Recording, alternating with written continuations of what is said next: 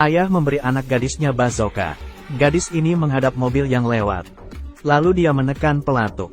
Setelah mobil ditembak, terbang ratusan meter. Ayah senang dan berkata, "Ini adalah hadiah dewasamu." Beberapa tahun kemudian, sebuah pesawat membawa kargo yang sangat penting. 2 jet tempur mengawal di depan. Lalu FBI bersenjata lengkap dan mengangkut kargo ke ruang bawah tanah. Dalam kotak kargo berisi wanita. 3 menteri berkuasa diam-diam menginterogasi wanita ini. Menuduh wanita ini melakukan perdagangan senjata ilegal. Dan meminta dia mengakuinya. Serta tuliskan nama dan alamat pembeli. Kalau aku menolak, kamu sangat kuat, tapi tak ada yang tahu kau di sini. Wanita ini mengambil pen dan kertas. Dan menunjukkan senyum yang aneh. Di sisi lain, bawahan wanita ini menaruh bom di bank. Lalu tekan remote. Suara ledakan. Bank menjadi kacau. Perampok dengan cepat mengambil alih bank. Dan menunjukkan catatan itu ke kamera. FBI mengirim foto ke menteri. Ternyata catatan perampok itu berbunyi, "Tunduk pada Ratu." Siapa Ratu? Begitu wanita ini selesai menulis. Lalu kasih ke menteri. Kertas itu bertuliskan, "Aku adalah Ratu." Dia berkata tegas, "Aku ingin kalian satu persatu pergi dari sini. Karena kamu berurusan dengan orang yang salah." Ketiga menteri itu bingung. Tak tahu tujuan wanita ini apa. Setelah itu perampok lainnya merampok bank kedua. Semua orang tunduk. Perampok wanita ini menembak kamera lobi bank. Ada yang ingin melapor polisi. Tapi diperingati dengan tembakan. Lalu menyita HP semua orang. FBI mengepung bank. Gadis FBI ini terkejut. Siapa yang bisa merampok 2 bank dalam waktu sesingkat ini? Dia teringat dengan Ratu. Dia segera memberitahu bosnya tentang tebakannya. Ratu mungkin punya rencana yang lebih besar. Disarankan agar 765 bank di kota dipertahankan. Atasan mengira gadis ini gila. Membesar-besarkan hal. Gadis ini dan rekannya baru sampai di bank kedua. Tiba-tiba gedung bank meledak. Pecahan kaca berjatuhan di langit. Keduanya dengan cepat kabur. Saat ini seorang perampok menaruh catatan di kaca bank. Dan tertulis, "Tebakanmu benar." Gadis ini lebih yakin dengan penilaiannya sendiri. Perampok gunakan obor las. Dan buka brankas bank. Perampok tak tertarik dengan uang. Dan sepertinya mencari barang yang sangat penting. Gadis ini di sini. Menerima info bahwa bank keempat dan kelima dirampok. Atasan akhirnya menyadari keseriusan hal ini. Menyuruh gadis ini ke ruang rahasia bawah tanah. Ratu sudah tahu dari awal gadis ini akan mencarinya. Begitu lama baru datang. Gadis ini terkejut. "Kamu dari tadi menungguku ya?" Keduanya bertarung beberapa tahun lalu. Gadis ini bertanya pada Ratu, "Apa tujuan merampok bank?" Ratu berkata bahwa ini adalah pembalasan dendam. Keduanya tahu kekuatan satu sama lain dengan baik. Gadis ini teringat. Di dalam brankas bank terbesar di kota, ada lebih dari 6.000 ton emas. Sarankan menteri untuk mengirim lebih banyak FBI ke pertahanan. Menteri mengira dia melebih-lebihkan Ratu. Ratu dalam bahaya sekarang.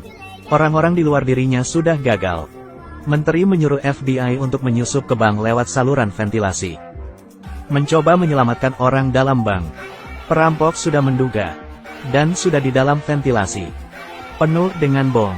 Cepat keluar dari situ. FBI segera mundur. Sekejap terjadi ledakan. Dan pipa air rusak. Air menyembur keluar. Para perampok di lemari besi bank pertama menaruh bom. Dan meledak. Lalu meretas rantai komando menteri. Perampok kirim rekaman ke layar. Di belakang dinding lemari besi mengarah ke bank ketujuh. Sekarang menteri ini terburu-buru. Meminta Ratu segera berhentikan itu. Tapi Ratu senang dan tertawa. "Aku sarankan kau resign dulu." "Maaf, aku menolak itu."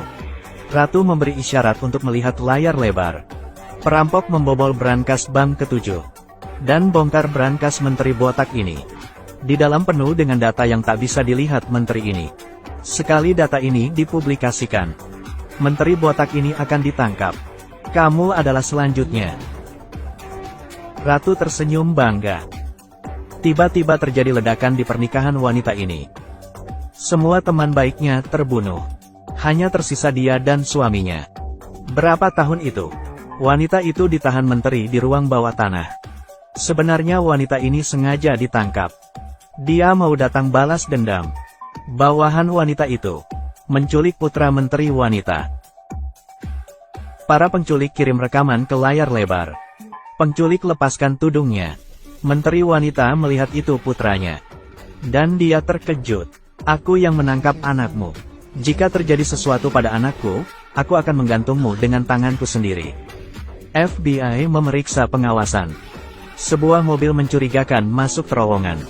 Gadis FBI ini mengikuti petunjuk untuk memburu. FBI menemukan anak menteri. Tapi dia diikat dengan bom. Sekali meledak. Akibatnya sulit dipercaya.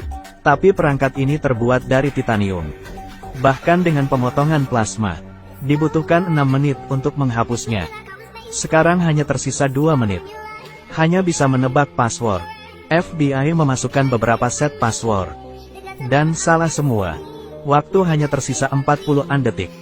Putra menteri sangat emosional. Sekarang hanya tersisa 13 detik. Gadis ini teringat perkataan ratu. Setelah menebak password, maka cepat ketikan. Akhirnya tebakan benar. FBI dengan cepat menurunkan bomnya. Lempar ke belakang perisai. FBI melihat perisai penuh dengan pecahan peluru. Sekali kesalahan akan meledakkan semua orang di ruangan itu. Tapi penculikan ini, para perampoklah yang sengaja mengalihkan perhatian FBI. Perampok dengan cepat menyita bank. Dokumen penting ditemukan di lemari besi bank.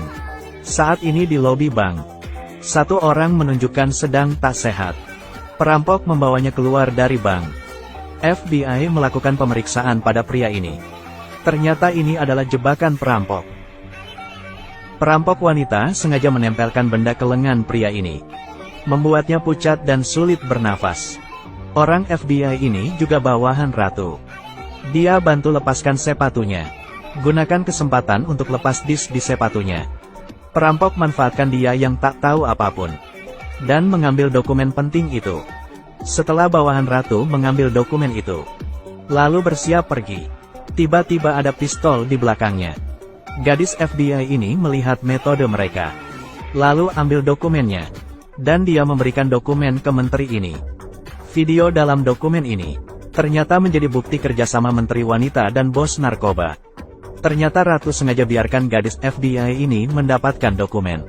Menteri wanita tak berkata apa-apa setelah bukti itu. Aku akan resign dalam beberapa minggu.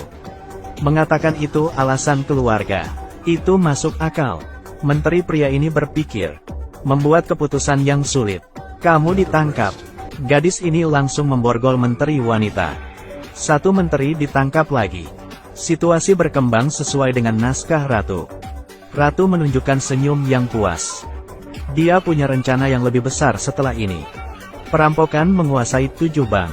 Perampok yang di bank kelima mengunci seorang gadis di lemari besi. Setelah 4 jam dia kehabisan oksigen. Gadis itu akan mati lemas. Tapi ratu pemimpin perampok itu, meskipun dikurung di ruang rahasia bawah tanah, tapi dia masih memegang kendali. Perampok meretas saluran berita. Ratu berkata pada seluruh kota, satu-satunya cara menolong gadis. Kirim pembawa berita Mike. Diskusi di dalam bank. Mike memasuki bank tanpa ragu. Perampok merekam Mike depan kamera. Kamu panggil aku. Aku sudah datang. Beritahu kami hal yang berkaitan angsa. Mike mengatakan tidak tahu. Gadis FBI melihat api di kejauhan. Dia teringat perkataan ratu. Di mana ada asap di situ ada api. Setelah periksa, menyadari tempat yang kebakaran bernama angsa. Gadis ini merasa tidak enak. Segera pergi menyelidiki. Menemukan lemari yang bau. Buka dan melihat ada mayat wanita di dalamnya. Gadis ini simpulkan mayat itu terkait dengan Mike. Almarhum adalah seorang reporter muda yang menyelidiki berita. Melalui kamera tersembunyi, FBI melihat para perampok menutup mata para sandera. FBI memutuskan masukkan gas beracun lewat ventilasi. Masuk ke bank. FBI sedang mempersiapkan tindakan. Tiba-tiba trafo meledak. Listrik bank padam. FBI memakai masker dan menyerbu bank. Para perampok sudah pergi. Oksigen di lemari besi hampir habis. Hidup mati gadis di dalam tak diketahui. FBI dengan cepat membuka lemari besi. Denyut nadi gadis ini lemah.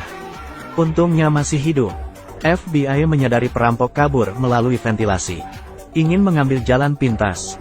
Tiba-tiba suara ledakan. Banyak uang tunai tumpah dari lantai atas. Kerumunan orang berebut dan memblokir jalan. Saat FBI sampai, hanya terlihat topeng yang dibuang perampok. Dan gadis ini bertanya Mike, apakah mengenal gadis ini? Aku tak mengenal gadis ini. Forensik menemukan DNA di kuku wanita. Tapi kerusakan DNA parah. Tak dapat membandingkan data. Gadis FBI bertanya pada gadis yang terkurung itu. Mengetahui korban adalah temannya. Temannya dia nomor sebelum kecelakaan. 1164. Gadis FBI ini datang ke lemari besi bank. Buka brankas 1164. Menemukan laptop. Memonya tertulis. Jika terjadi sesuatu padaku, lihat file di dalam. Gadis ini memeriksa file komputer almarhum. Dia menyelidiki hubungan Mike dengan sindikat kejahatan. Mike mendapat manfaat setidaknya 6.000 W. Gadis ini memutuskan Mike lah pembunuhnya. Dia kembali menemui Mike. Bilang dia bohong tentang DNA dari kuku mayat itu. Cocok dengan DNA sisir Mike. Mike merasa bersalah. Mengakui kejahatannya. Gadis ini menangkap Mike. Layar lebar memberitahu. Berita Mike ditangkap karena pembunuhan. Saat itulah Ratu meretas saluran berita lagi. Kalian lihat, jangan mempertanyakan metodeku. Pembunuhnya sudah tertangkap. Gadis ini sepertinya mengubah pandangannya terhadap Ratu. Dia juga tahu Ratu punya rencana yang lebih besar.